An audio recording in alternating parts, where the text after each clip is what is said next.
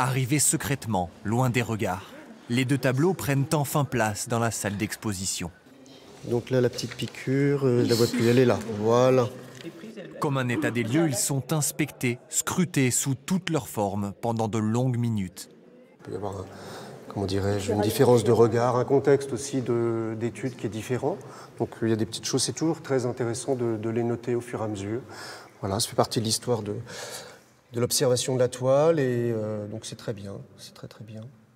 Enfin, cette peinture à l'huile du peintre finlandais Albert Edelfelt est installée par cette entreprise spécialisée dans le transport d'œuvres d'art depuis plus de 250 ans. Elle participe à la dernière touche d'une harmonie de tableaux issue des collections du musée Gassendi. C'est aussi une manière de, de montrer nos tableaux et de montrer notre collection et de pouvoir la relire à travers de nouvelles fréquentations en termes de tableaux. Vient ensuite le tour de l'emblématique gare Saint-Lazare de Claude Monet. Cette impression, saisir l'impression, ce qui a donné le nom à ce nouveau courant que Monet crée à ce moment-là, pour être le peintre de la modernité. La candidature dinoise a été retenue par le musée d'Orsay pour son exposition sur le thème de l'évolution et du changement climatique.